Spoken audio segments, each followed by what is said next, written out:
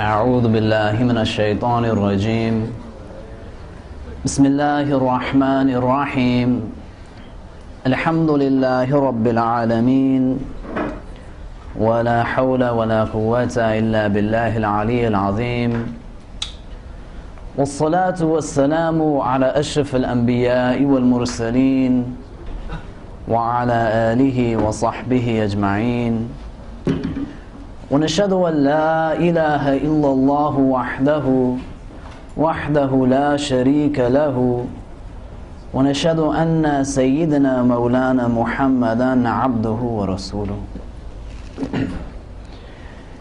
In the name of Allah, the gracious, the merciful, all praise is due to Allah, the Lord of the universe, the Master of the Day of Judgment.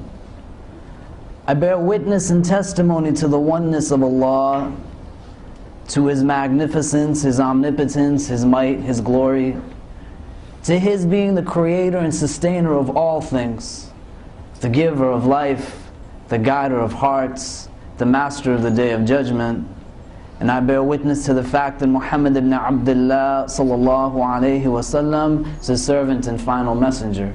May the peace and blessings of Allah be upon him and upon all those who choose to tread in his path until the last day. It is said that during the time of the Caliph Mu'tasim Billah, a woman at the outskirts of the Muslim empire was engaged by a soldier from Rome. That this Roman soldier, he dared to violate the dignity of this Muslim woman, and when she is engaged by him in this manner, it is said that her voice carries all the way to the Khalifa, Ya Mu'tasim, where are you? That you who have been entrusted to look after the needs of each and every individual that is within this community, you who has been appointed to meet the needs of every man and every woman, those who are young, those who are old, where are you in this instance? Mu'tasim Billah, the Amir al-Mu'mineen, at that time when he gets word of the fact that this woman's dignity is violated by this soldier, it is said that he deploys 30,000 of his own soldiers to go and protect her dignity, to go and demand retribution for this woman who was dared to be touched in a way that she should not be touched. He would not allow for her to be treated in this manner without him responding in accord. And we have to begin to think, and we have to begin to understand upon the transition that we have undertaken as a Muslim community, where it is not people from outside who are chastising and vilifying our women, but we ourselves are mistreating them in so many different ways. That we don't see young Muslim women walking down the street, and the people who are jeering and mocking and ridiculing them are individuals who are not of our faith. But it is people who are Muslim men and women alike who are making life very tough for young women as well as old who are within the Muslim community to live a life that is very peaceful. Where are men who stand up in defense of our women who are looking for protectors? Where are women who are elders who are the models for our young women to embody within the course of their lives? Where are those individuals who understand how hard and how difficult it is for you to be a young woman who is trying to understand her identity, especially within the context of all of us who are feeling so isolated and alienated at times? Where are those who understand what they are going through? Especially right now, where the society in which we are living in is celebrating the fact that women are a part of its history. That this month, the month of March, it has been designated to be Women's History Month on a national level, and this is something that women in this country had to strive for as well, to get that recognition.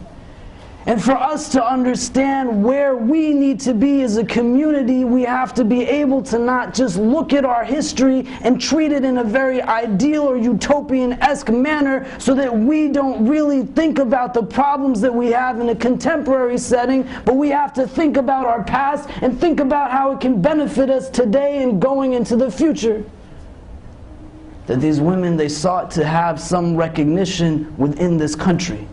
And we're not talking about a month that was established centuries ago. We're not talking about a month that was established even tens of decades ago. In 1978, a group of women in California gathered together because they sought to understand a little bit better for themselves, and more importantly, to impart upon the people who are around them an understanding that they needed to celebrate the achievements as well as the participation of women within the establishment of this country on a historical basis. And so in California, they set to establish a week-long set of events where they recognize the benefit as well as the most important impact that women had on the establishment of society here. And then the year after, they did it again.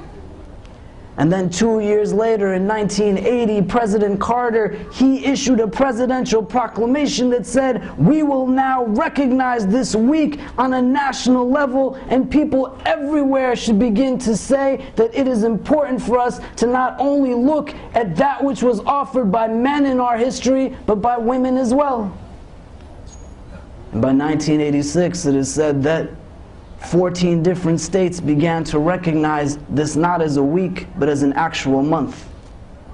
And then a year later, a congressional order was passed that said that we will recognize this on a national level in perpetuity as a month where we will celebrate the impact and the involvement of women in our society.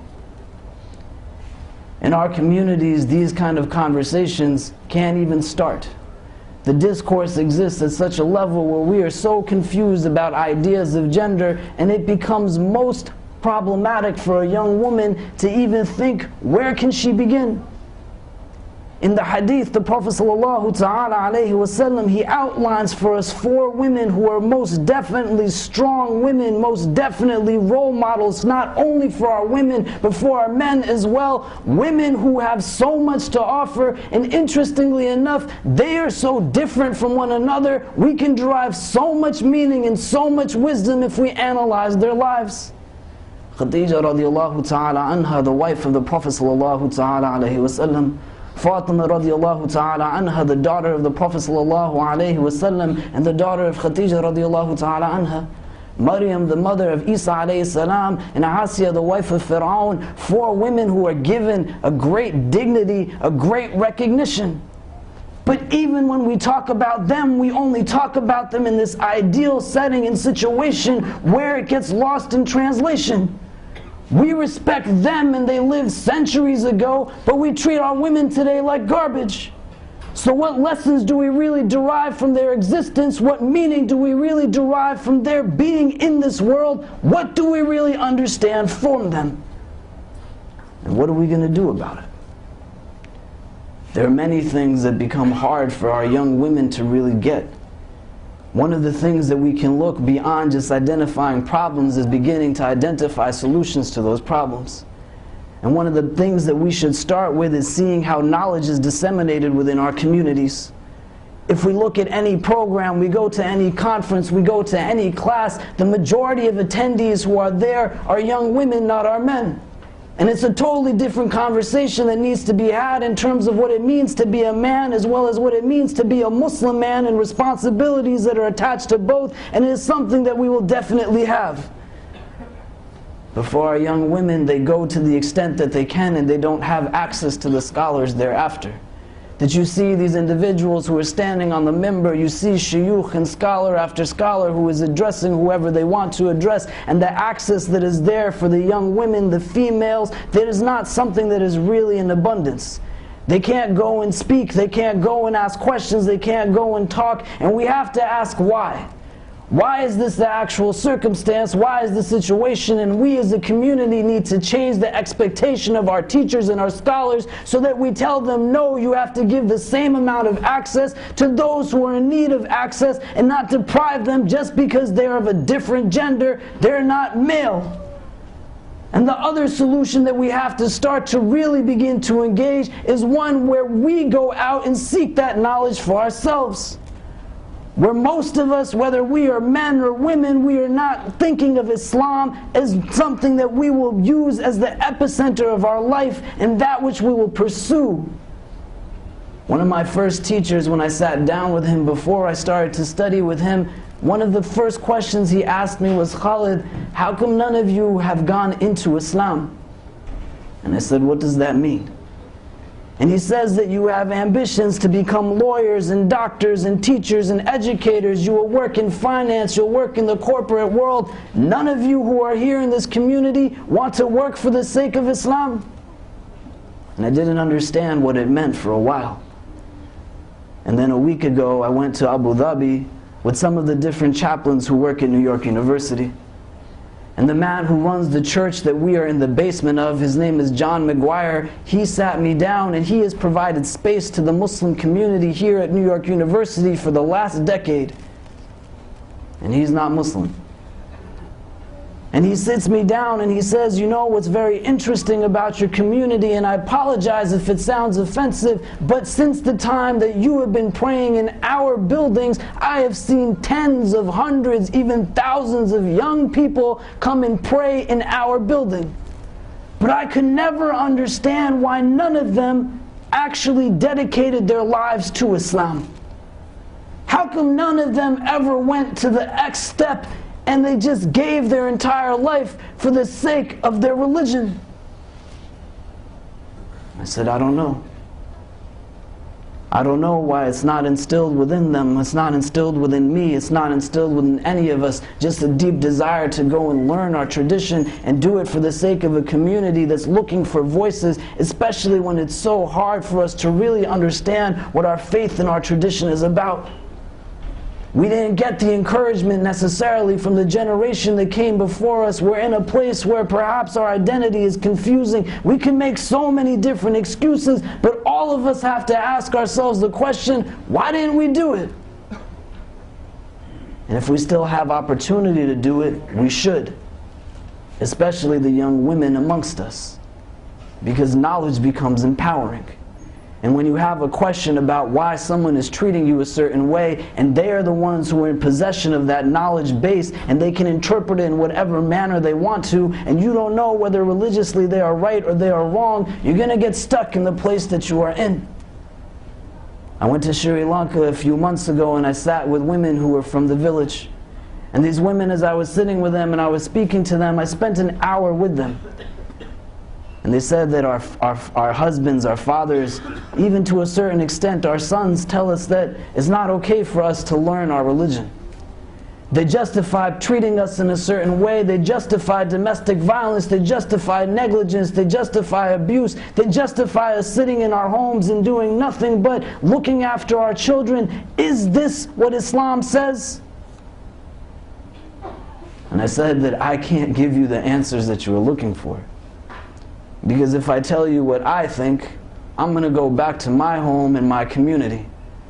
And would it not be responsible for me to give you certain answers just to give you that sense of appeasement? Because if you went back and you spoke to that husband that was abusive and you said what you were going to say, what would I do if he hit you in response? So your solution does not rely on me as an individual who's from somewhere else teaching you about your faith and saying that yes, go and do this, and yes, you're entitled to it. You have to develop a sense of self-entitlement by empowering yourself with a certain base of knowledge and going out and learning your deen. So that if somebody who is deemed to be authoritative in your community justifies through scripture a poor treatment of you, you can say, no, I know what I know, and you can't tell me that this is religiously correct. But until you go out and learn it for yourself, you're just going to have to deal with this. So how do you do it? You think of different ways. Maybe not tens of you, maybe not hundreds of you, but gather your money together and send one. Let that person go and get the knowledge and let them come back and let them teach people. But think with an air of foresight and empower yourself with some ilm. And don't let people take advantage of the fact that your ignorance, not in a negative sense, is something that they should hold against you. And they'll mistreat you and they'll make you even feel more worse after it. But knowledge is important, and we as a community, we need to start doing this. We have to think beyond just the conventional institutions where we say that we will build a masjid and then we'll build an Islamic school that goes from kindergarten to 12th grade that's really not establishing literacy in terms of the tradition with any of our community members. but really solid women's education initiatives so that they can understand the deen, they can understand their literacy, and they can be people who can go out and teach men and women alike. Where does the transition come from? And how many issues do we actually have? Why do I have to wear hijab? What do I do when I want to get a divorce? Is it okay for me to travel without my father or my brother in pursuit of a pilgrimage, in pursuit of just learning? Can I go out and work? Can I go and be the president of an organization? Why are these men telling me that I can't speak in front of them? What is really the thing that Islam says? If you go out and learn it for yourself, no one can tell you otherwise. But if you yourself keep yourself in the dark, then you're going to deal with what you have to deal with. Dedicate your life to the deen. Not just so you can know the answers to these questions, but so that the rest of us can benefit from your knowledge as well. Not all of us have to do this, but some of us have to start thinking in this frame. Where we give up ideals on principles of individualism and we think, really, what does the community need? And we see the benefit that is derived thereafter. And there are many other things that become very frustrating, especially when we are thinking about it from the perspective of a young woman. The second thing that becomes most frustrating, and is something that we have to deal with as a community, is this idea of the headscarf and how it is utilized as a means by which a woman is not feeling empowered, but she is feeling more judged, and she is abused in so many ways based off of the fact whether she is wearing it or not.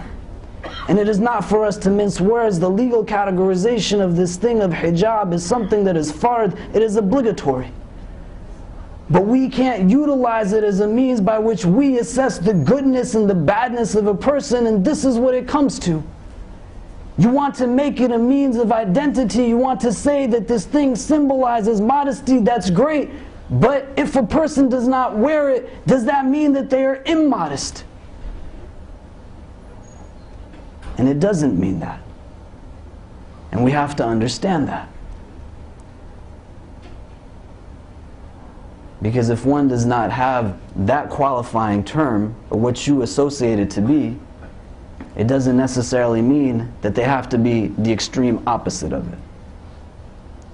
And our rhetoric around it is so disenchanting that nobody's going to really ever want to do it because of the way we talk about it. I spoke at a young women's retreat in New Jersey some time ago, and I was speaking to young women who were about 5 years of age till about 15 years of age. And after I had spoken, I talked to them about the history of female scholarship in our deen and what women really offered to the development of Islam on a global level, and more importantly, what they could do in terms of our specific context here. And one of the young girls who was there, who was about 8 years of age, she was the daughter of one of my parents' family friends.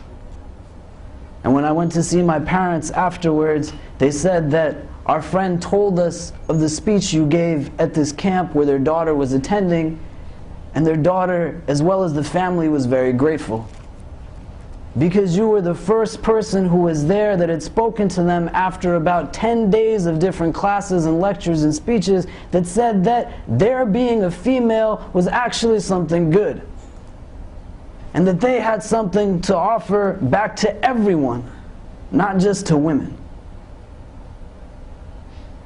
And she said that every other speaker who was there had somehow managed to get into their lecture, into their dars, the idea of hijab. And that if a woman would not wear it, she was destined for hellfire. This girl is 8 years old, man. And that's the way we're setting it up for her. And so that young woman, she would go back to her home with tears in her eyes. Because she doesn't want to go to hell, just like none of us want to go to hell. And this is how we frame it. There has to be gentleness. There has to be a sense of compassion and mercy in the way that we engage one another. It's not easy to go out there right now and wear your religion on your sleeve. It's not. People have real life experiences. People come from real lived circumstances, and we have to let people explore and grow and be a means of positive reinforcement, not be people who discourage them from this deen.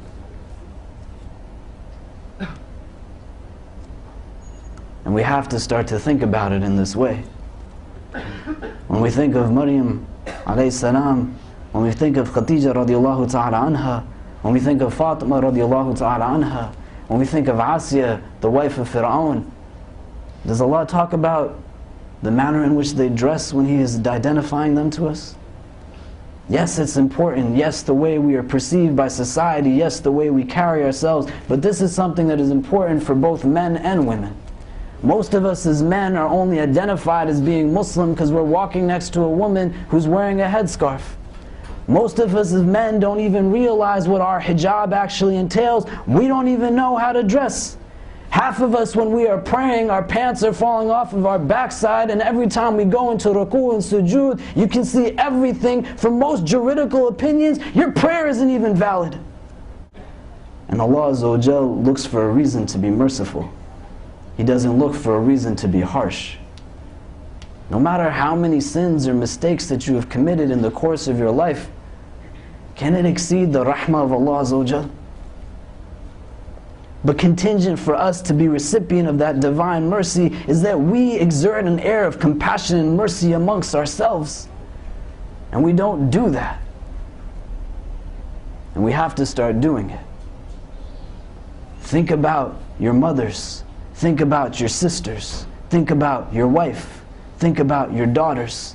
And think about the manner in which you engage and you treat them. And even if you are a woman, you have to think about the way that you treat other women.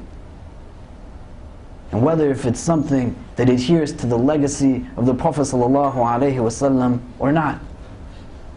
The Prophet ﷺ had a most unique relationship with his daughter Fatima radiallahu ta'ala anha. This was a young woman who was given the nickname of Abiha, the mother of her father. That they said she mimicked him in so many ways, she embodied him more than any other person at that time. Fatima radiallahu ta'ala anha would follow the Prophet sallallahu alaihi wasallam wherever he would go. She was present at most important gatherings with senior companions. She was there with him. They had a good relationship.